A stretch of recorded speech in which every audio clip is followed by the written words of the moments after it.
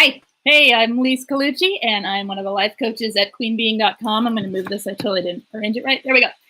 And where we help you to discover, understand, and overcome narcissistic abuse in toxic relationships. And today, I want to talk about Hoovers and a little bit about that. And this is going to be a really short hi, Nikki. Sorry, like hi. It's early. It's early and I'm kind of spazzy. All right. So, okay, Hoovers, I have a question from someone about this, and this is what led to this topic. They said, why do they block and unblock you on Facebook? So on. What is the reason behind it? I struggle since I see that they unblocked me, and why? Hi, Andy and Karina. So we can say what that is, right? That's a Hoover, and it is... They do that because they want to keep you as supply, right? They want to keep you, basically, it's like keeping a crack in the door so they can push back in. It's keeping the boundaries soft and keeping, it's like, I can't think of a comparison in other forms of life right this second, but they're basically trying to have a way back in. They don't want to be in your life as a partner at that point in time because either they have new supply or they're seeking new supply, or the prospect of the new and the exciting is out there. They want the shiny, whatever their reason is. Usually they convince themselves instantaneously that what they want is something else. And so then they go off and look for that something else in order to fill their narcissistic need for supply, because they need the supply that is the one that looks at them like they are absolutely perfect, worships and adores them without seeing any of their flaws. You know how it is. We know how they are. That can never be you again. So basically, when they keep that door open, they're doing that so that there's a hook. So you're hooked back into them. They know that if they keep blocking and unblocking you, it messes with your head. They know that it keeps you completely wrapped up in their world. It keeps you in their head. Basically, narcissists, they get in our heads. They get in our heads in a big way. And we have to, that's why it's important for us to block them. It doesn't matter if they block and unblock, they need to be blocked. And they need to be pushed out and completely kept out, because they will keep doing this. They'll come back after 20 years. They will just keep coming back if you let them. All right. And not all, okay, most of them will. I'm not going to say all of them because people always say, but mine never did. And, life's not over yet. That's my answer to that one. And they don't all. Sometimes they are just really good supply. Hi, Shastina. Sometimes they're just really good at the new supply thing, and they can just keep going on, and they don't. And others keep harems. It just depends. So don't be part of their harem. Just block them.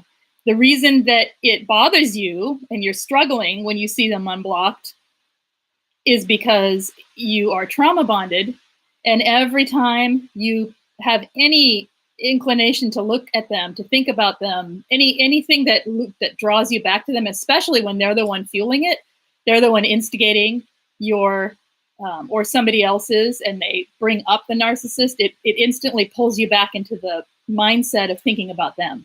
And so then that throws you back into your own trauma bond loop cycle, which is not good for you. So blocking means blocking them out of your head too. It really does. And there was another one about Hoovers here.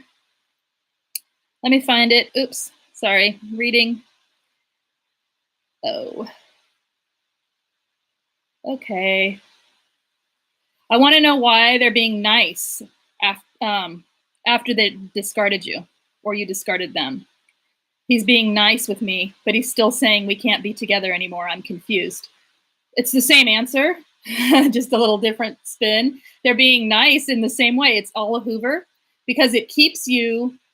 So they want to be your friend. They want to be nice. They want to do this like adults and be friends. Well, I'm sorry, most adults don't do that.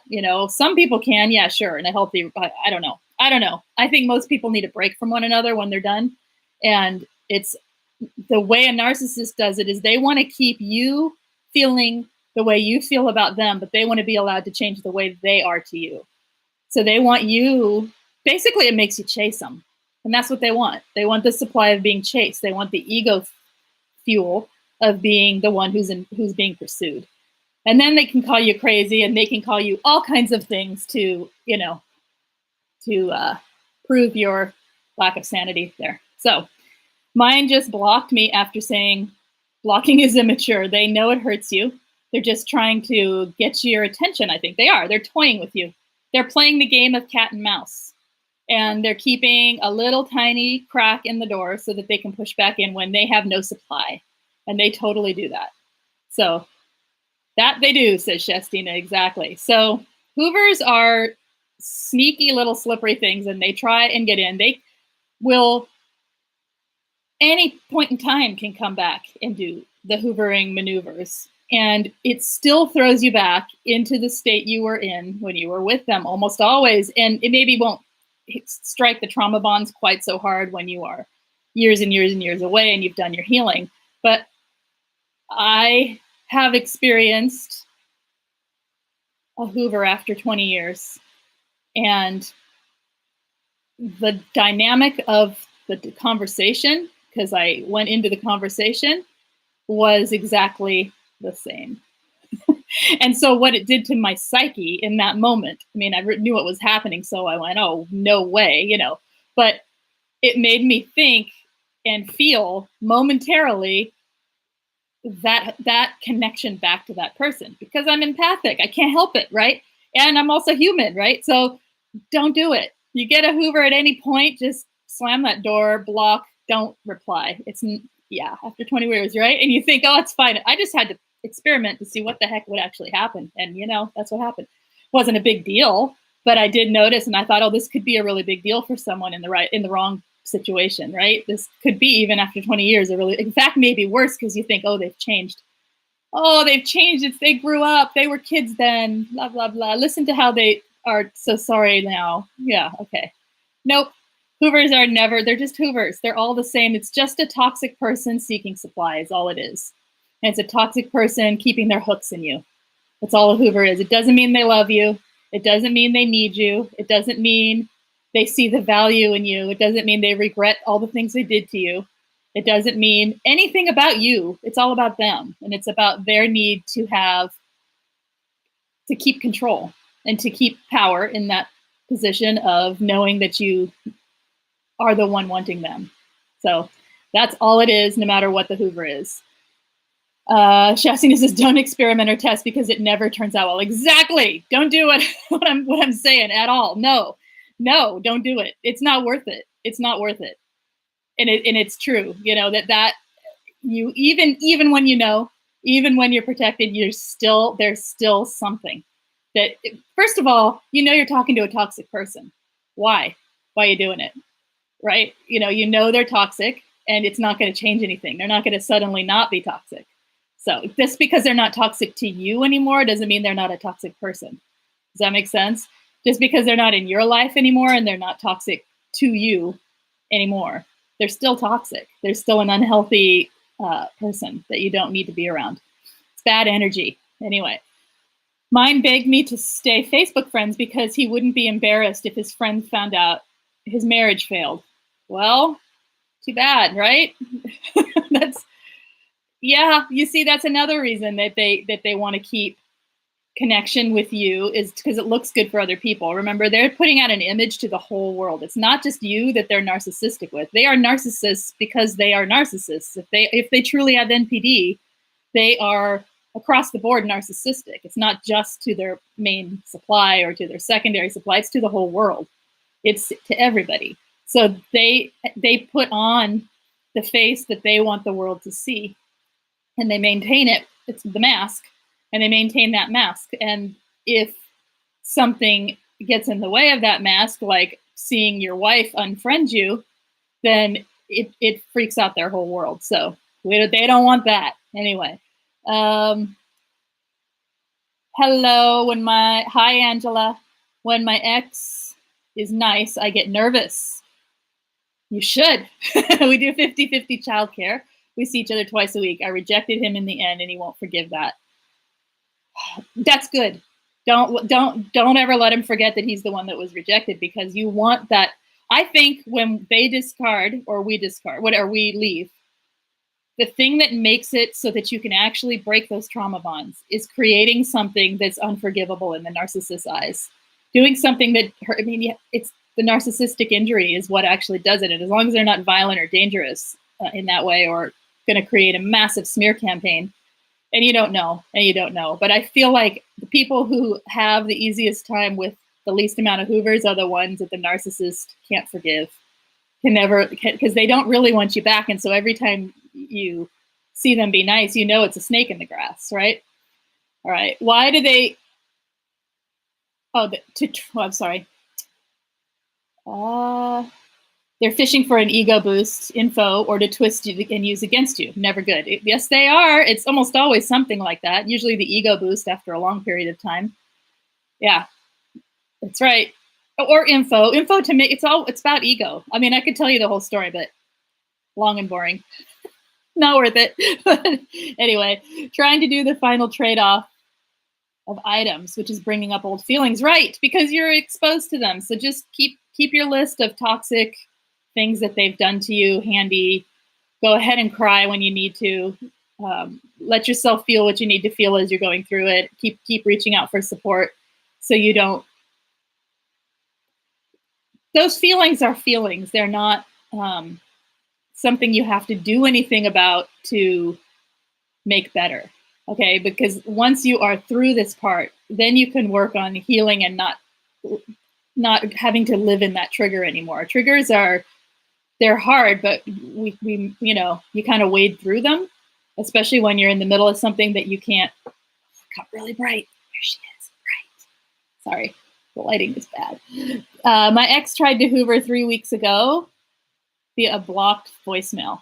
Then hoovered with the USPS a week later, saying everything I wanted to hear. Oh, yeah.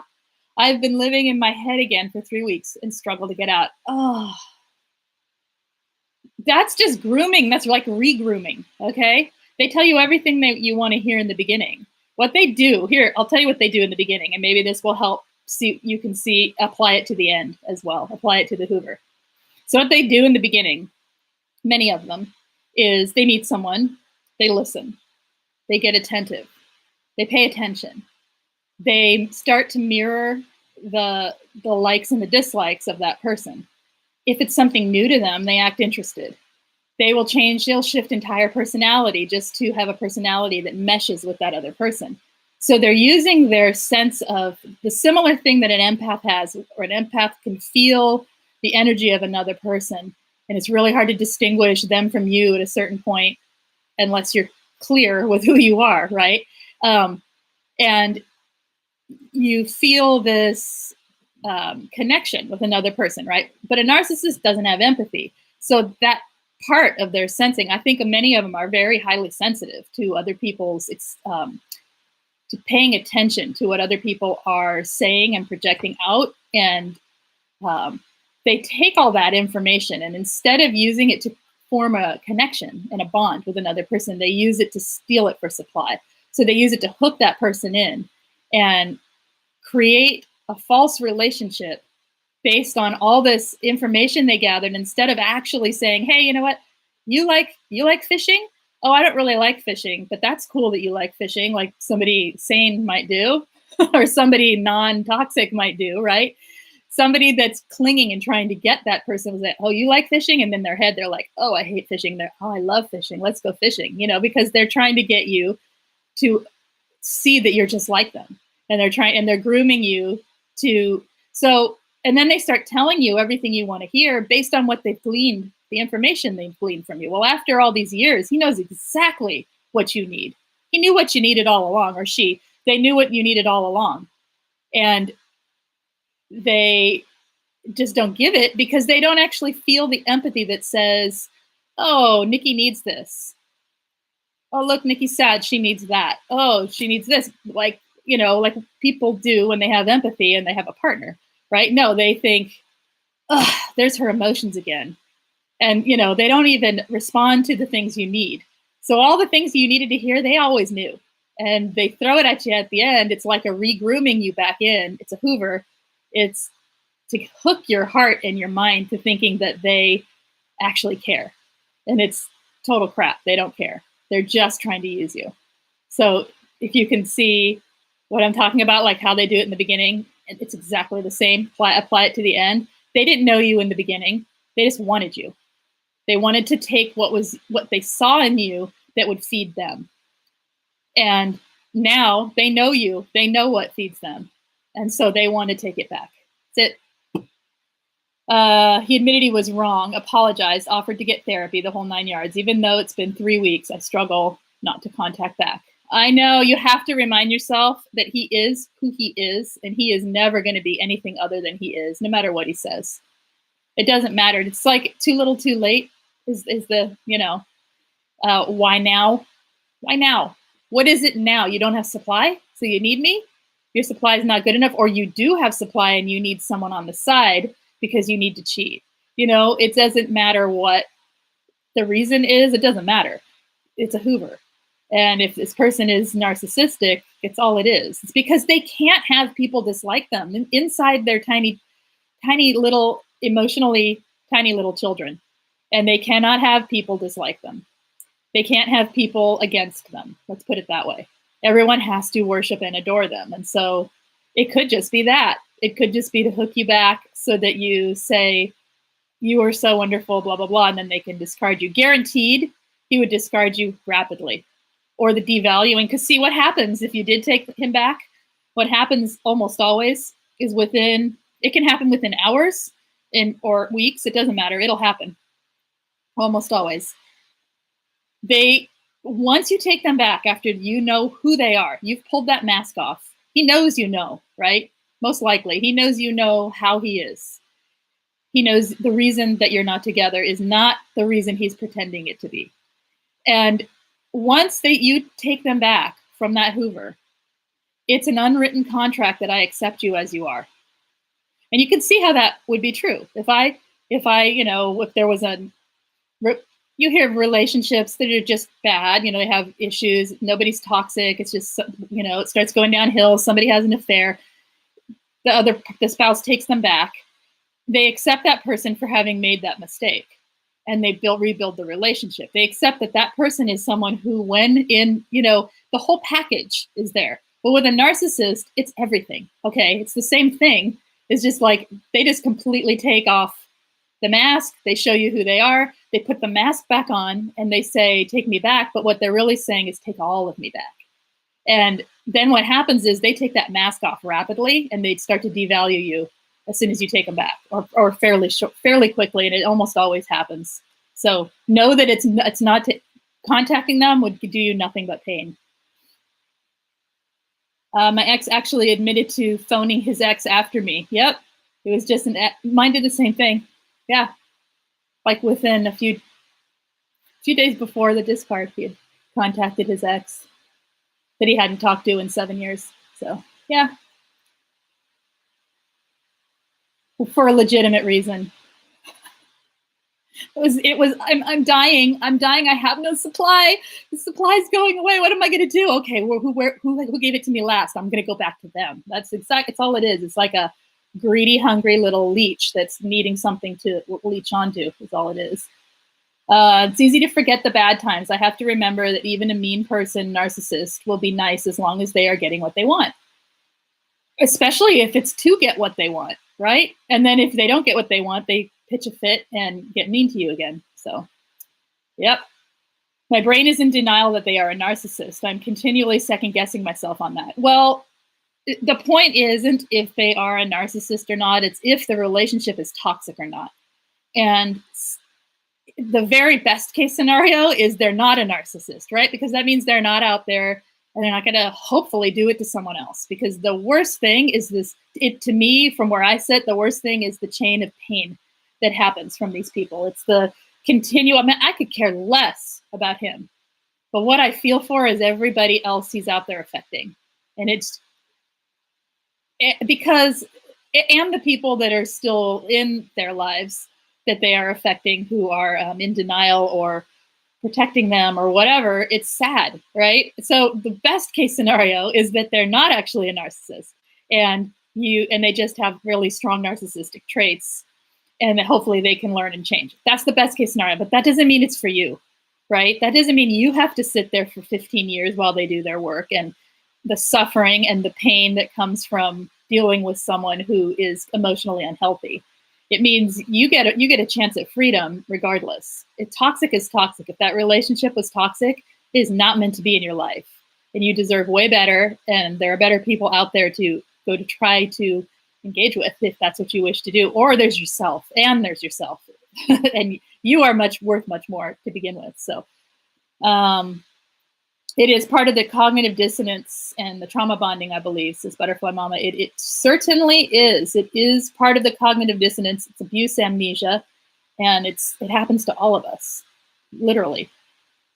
Well, I never say all. It happens to most of us. Is that different from an empath that's willing to forgive and go back? Sometimes it crosses my mind. Is which different?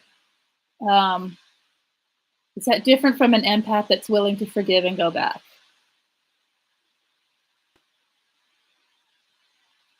Willing to forgive and go back is the trauma bonding. Being an empath has nothing to do with the way, okay. When you learn how empathy works in you, this is I think, the lesson in all of narcissism and all of what we learn from being abused by narcissists, what we can learn. And the beautiful thing about evolving through this is that you can learn how your empathy works in the world, and how you personally, your form of empathy, the way we're all different, and how it works through you, how you receive other people, how you perceive other people. For instance, I don't feel for people, yeah, but I'm not engaged with what the other person's feeling. Does that make sense? And a lot of people are. A lot of empaths are so engaged with what the other person's feeling. For me, it's I sense their state. I sense the way that person perceives life. And I'm not reading their mind. It's the same thing as feeling what they feel, only it's less about the feelings and more about their perceptions of their world. And so I had to learn that I take that on, and I think I know the person. But I don't, right? And I had to learn that. And so the taking back in that case would be because I think I can perceive what it is. I perceive them as trying to make a change. They could be. He could be 100% true, going to therapy, doing the work, blah, blah, blah. That doesn't make him healthy, right? And it doesn't make the situation a good one to step into. My answer to that is do the work, come back in 20 years, or don't come back in 20 years, but really do the work and find someone else. Because I'm not willing to go through that again. That's the answer. So anyway, it's how your empathy is for you, and is why certain empaths take someone back. And I'm not sure exactly if I answered that, if I got that question at all right, but that's what I have. Hi, Misty. That's what I felt for what would happen to her. Oh, I missed something. Okay, I'm going to skip down here because I totally missed a bunch. Okay, here we go. I've got about 5 minutes here. I'm having a short one today because I have to go somewhere. So, hi, James. Hello, Belle. Happy 4th of July to all of you as well. I forgot. Okay. Let's see. Did I miss anything that was a question? You guys, if I did, please just re-ask it because I'm having tracking trouble here. Okay. Right. Anything else about Hoovers? This is super short, I know, but I think we got the gist of don't go back, don't listen, it's all a Hoover. Anything that they're doing after discard is a Hoover. Here's another thing I want to add about Hoovers, unless someone has a question, and I'm going to end with this. And that is that a Hoover and a discard and a Hoover is the same cycle as a love bomb and a devalue. It's the same cycle, kind of amplified.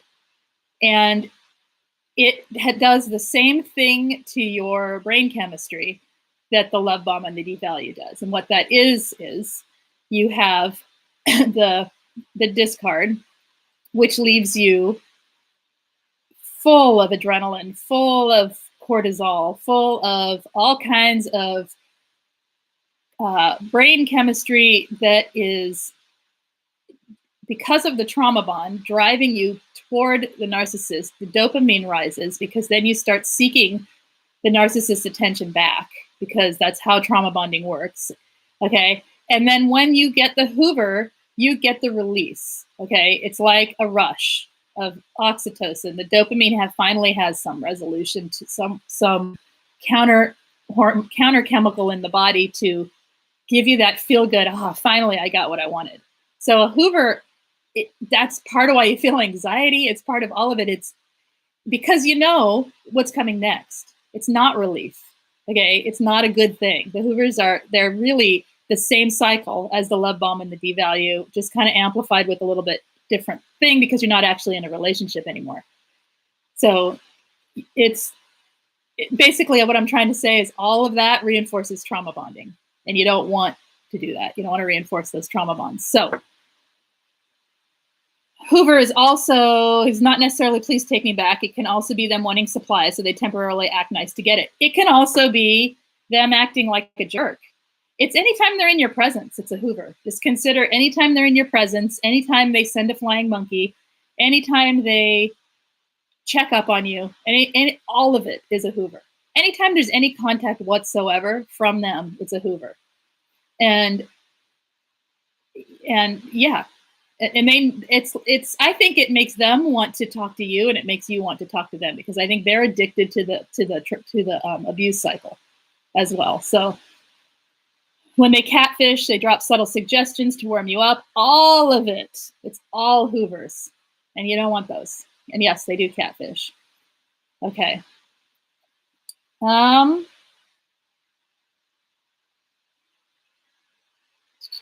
Let's see. Abuse amnesia. I guess that's what it is. I'd never heard that term. Yeah, that's a thing. I think it's part of the it's like dissociation, in a sense, where you have to step away from some of it in order to. It's like you got to pack some of it away in order to process what's going on in front of you, and only bits of it at a time are revealed. But then the cognitive dissonance is in there, which is yes, I want it, no, I don't, is going on at the same time. And it's a big confusing mess. So make those lists that show you who that person really is. The whole point of healing, I think, a trauma bond is seeing that what's in front of you is in front of you. A shark is indeed a shark. A snake is indeed a snake, however you want to word it. They are not, a puppy with a snake suit on. They are truly a snake, and it will bite you. And even if you like snakes, then think of another animal. Whatever you don't like, whatever you see as deceptive or just truth, they are a narcissist. They are toxic. Let's just put it that way. Okay, we don't know what they are. We can't diagnose them. Toxic is toxic, and they are toxic. And it doesn't matter if a toxic person's nice to you for 5 minutes, for an hour, for a day. They're still toxic. All right? It doesn't matter. Toxic is not going to not be toxic. It just is. So you have to acknowledge what it is. And the more you acknowledge the truth about what's in front of you and the truth of who you are, then the bigger that gap gets between whether or not that person's acceptable in your life or not. You know what I'm saying? All right, you guys, I have to head out to have an appointment that I'm going to be late for. So you guys take care, and I'll be back tomorrow talking about something. I'm not sure what. I didn't look. Tomorrow at some point, I'll be here. So you guys have a good 4th. Take care. Hope your doggies are not afraid of the fireworks like mine are. And the eagles, the poor eagles, they fly around. I hate fireworks, you guys. I hate them. The eagles, they put them on people in their neighborhood, fireworks going off. I think of the veterans, I think of the animals. And then I look outside and there's bald eagles, right? And they are flying higher and higher and higher to get away from it. And they've got nests with babies.